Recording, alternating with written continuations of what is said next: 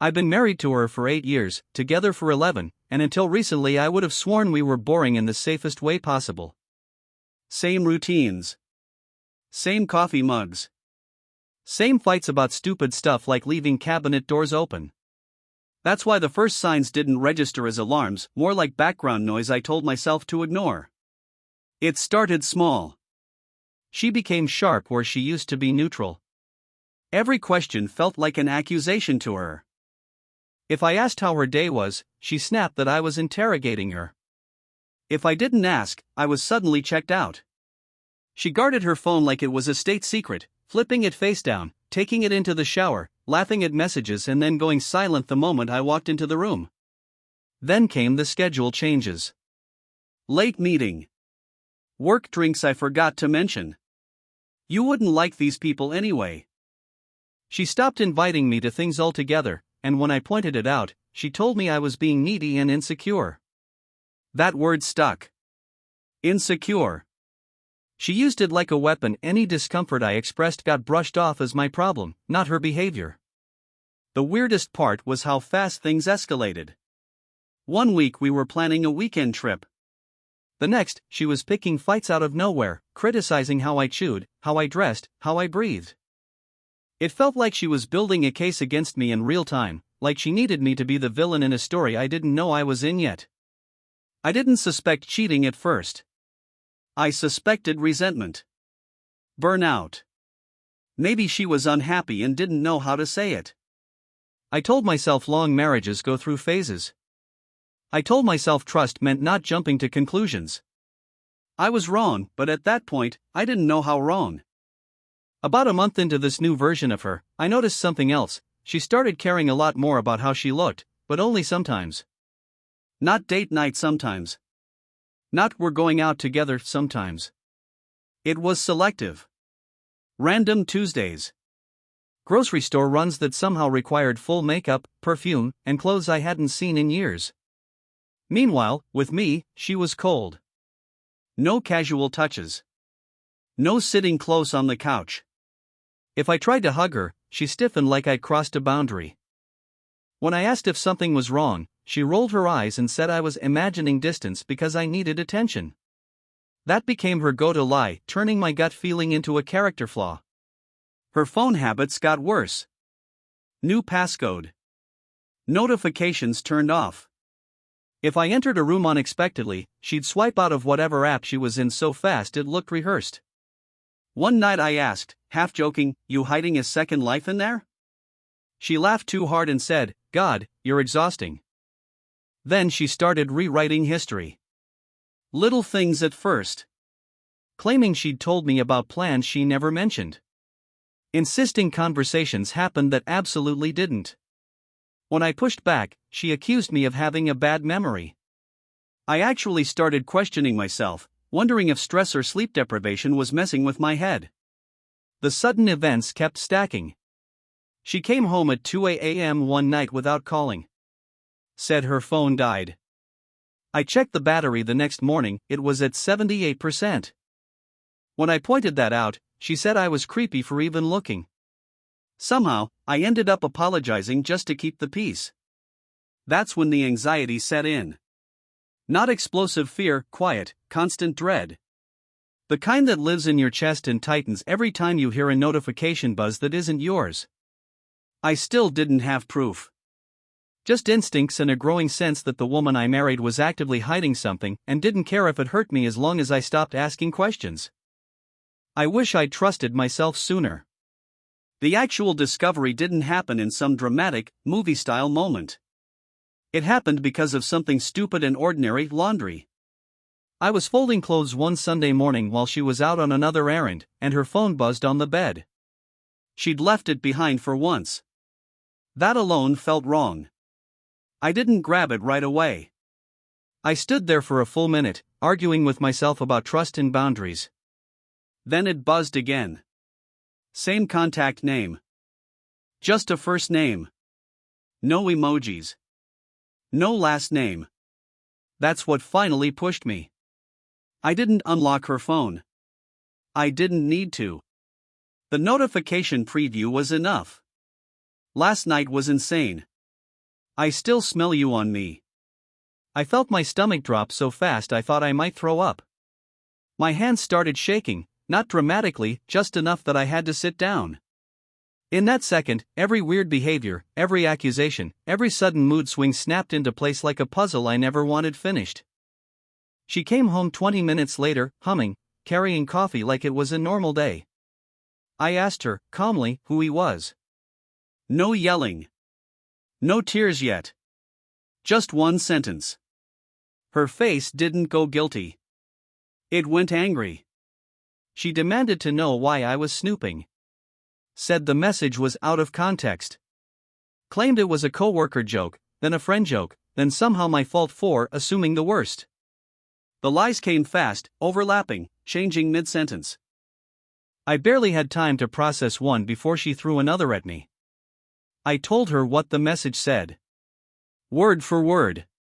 She froze for half a second. Just half. Then she scoffed and said, "You're really going to destroy our marriage over one text?" That's when I realized this wasn't going to be a confession. It was going to be a war over reality itself. The moment she realized I wasn't backing down, she switched tactics. The anger softened into mockery. She laughed, shook her head, and told me I was being dramatic. Said I'd always had a flair for catastrophizing. According to her, the message meant nothing. According to her, I was seeing what I wanted to see. I asked her to unlock her phone. She said no. Not why. Not, let me explain. Just no. Then she crossed her arms and told me I was acting controlling, that this was exactly why she felt suffocated in the marriage. Somehow, my request for clarity turned into evidence of my alleged toxicity. I pointed out the smell comment. The timing. The late nights. The sudden coldness. She interrupted me constantly, correcting details that didn't matter and ignoring the ones that did. She said I was paranoid.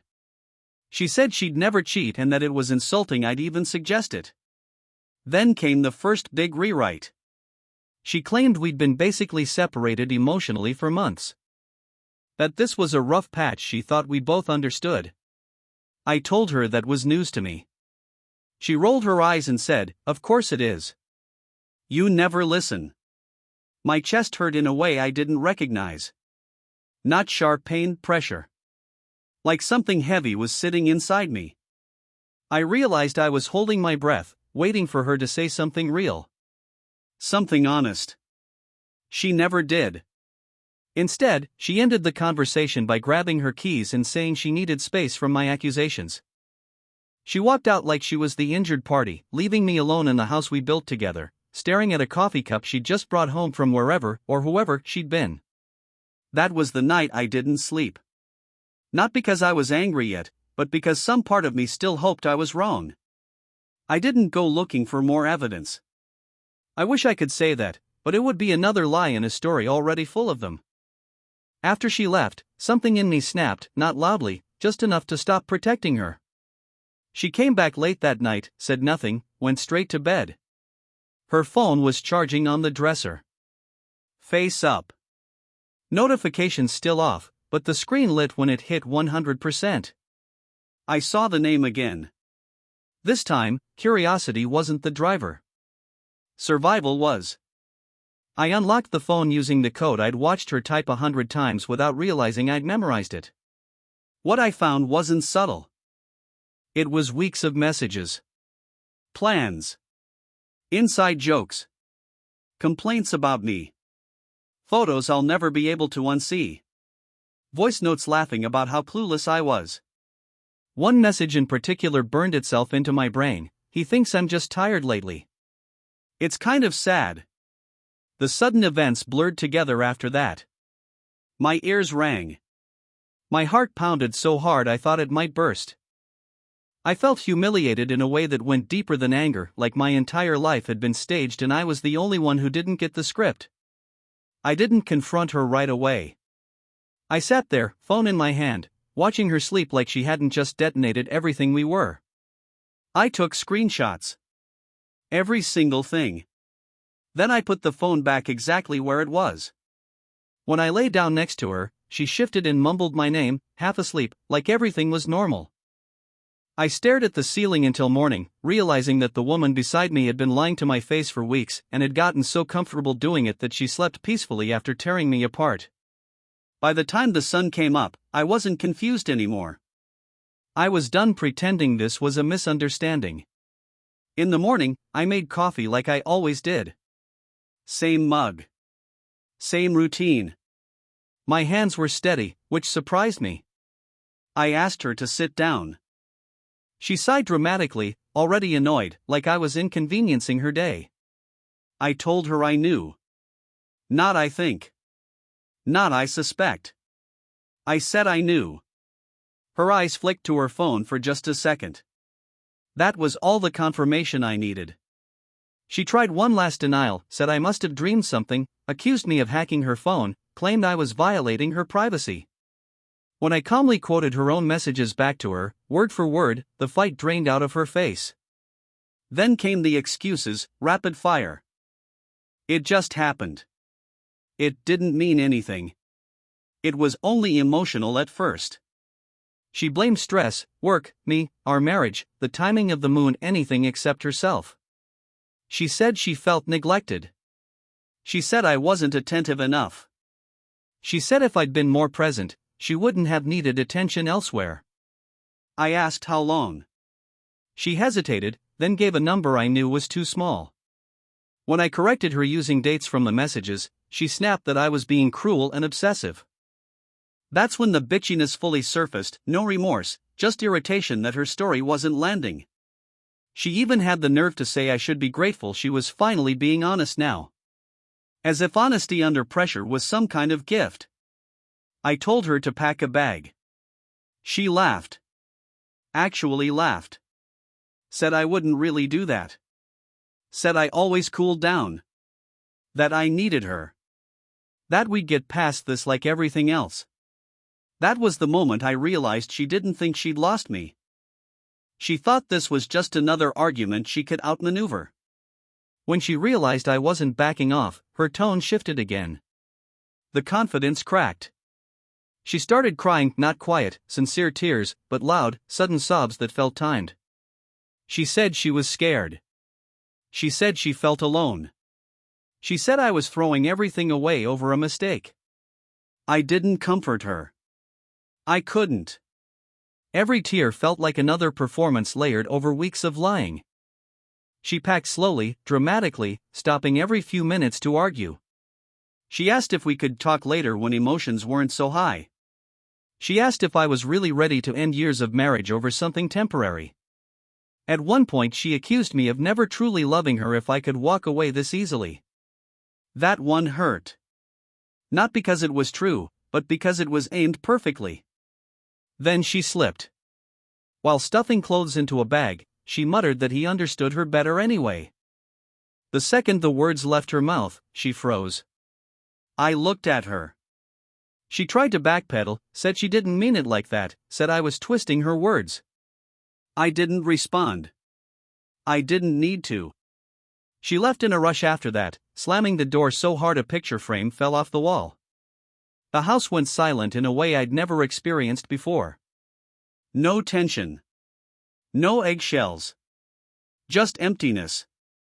I sat on the floor where the frame had landed and realized something terrifying and freeing at the same time. The person I'd been fighting to save didn't actually exist anymore.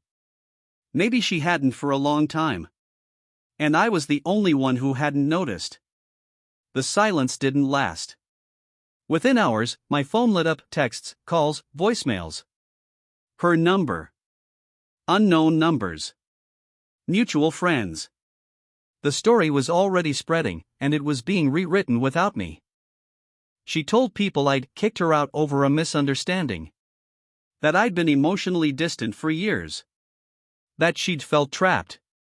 One friend even asked me what I'd done to push her away. That question landed harder than any insult she'd thrown at me directly. I sent no explanations.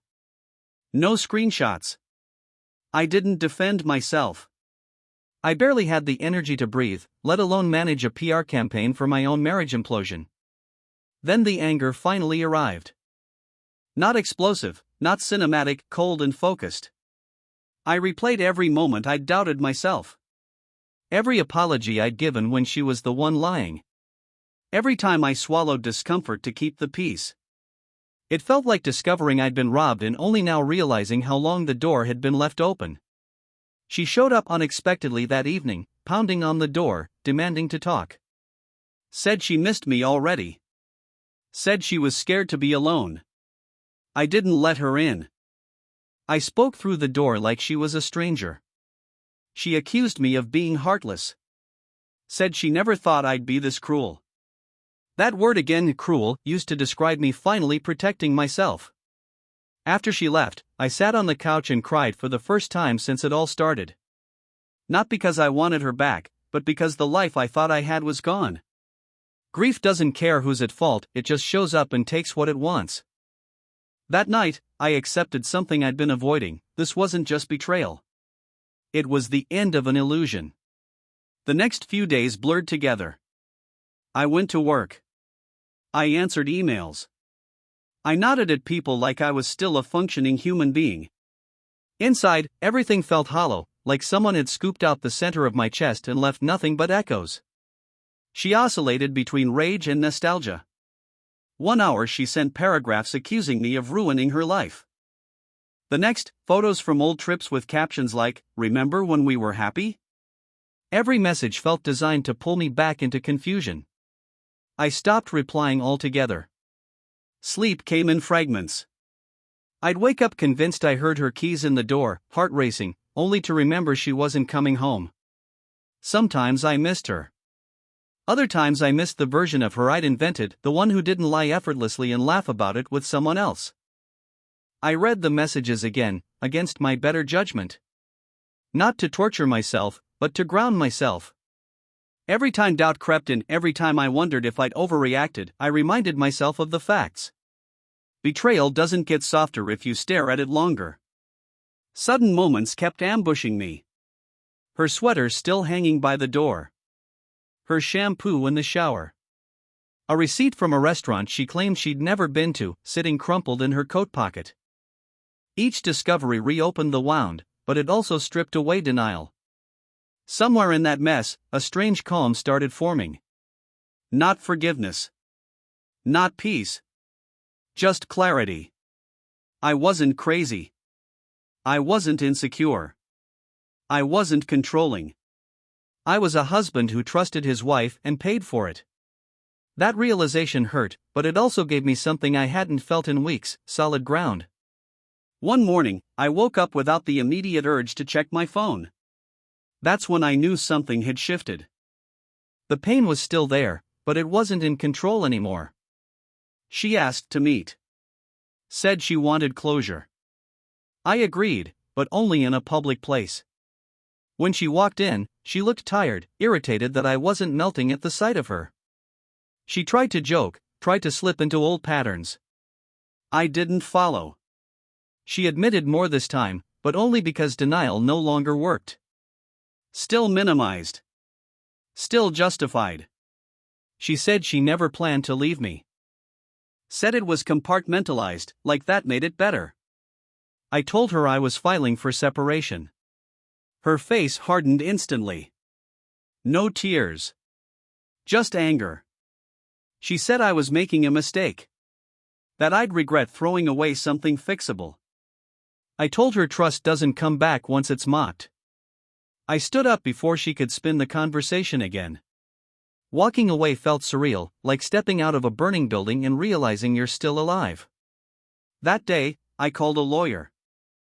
Not out of revenge, but out of self-respect.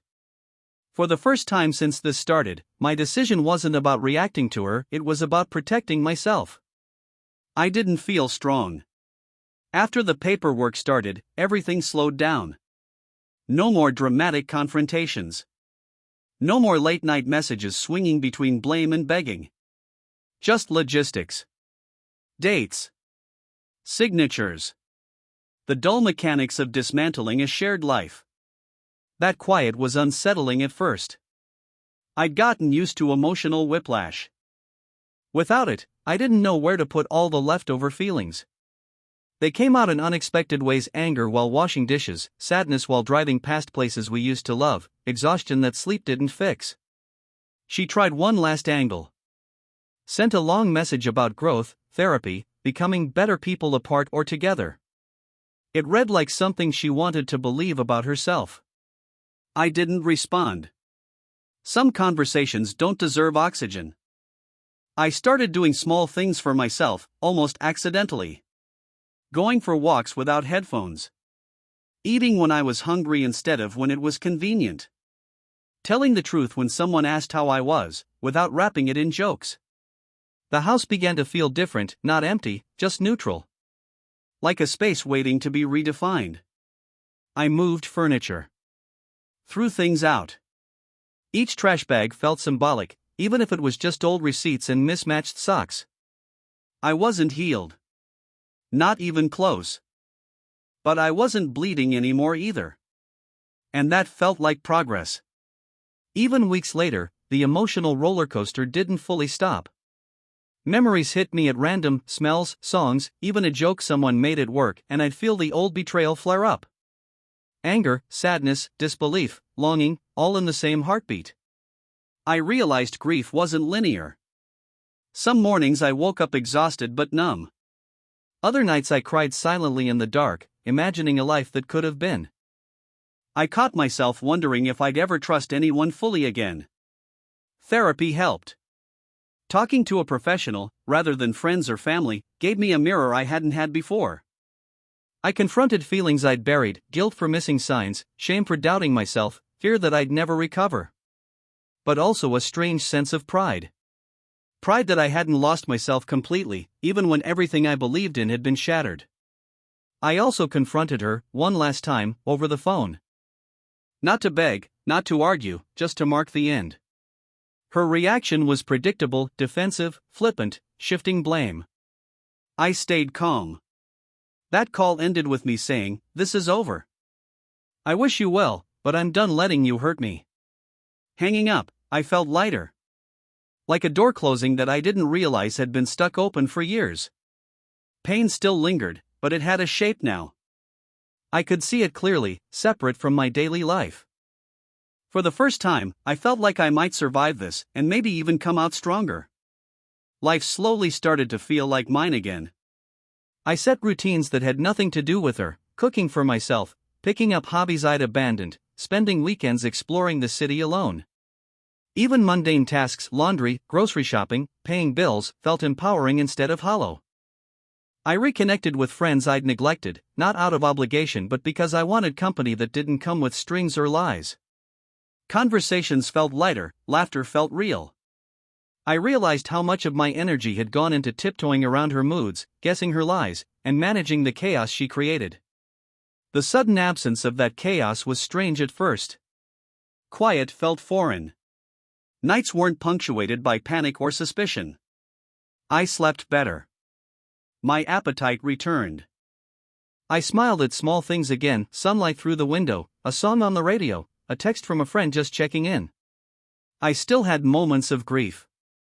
Sometimes, I caught myself wondering if I'd done enough, if I'd missed something, or if the good parts of our marriage had been real. But those moments were shorter now, contained. They didn't dictate my day. For the first time in months, I wasn't surviving around her lies, I was living for myself. That alone was transformative. I was learning something important: normalcy doesn't have to be shared to be meaningful. Looking back, I can see all the signs I ignored. The small changes in her behavior, the sudden defensiveness, the lies that seemed harmless at first. I realized that trusting someone doesn't mean giving them a free pass to hurt you. Boundaries are not negotiable, they're essential.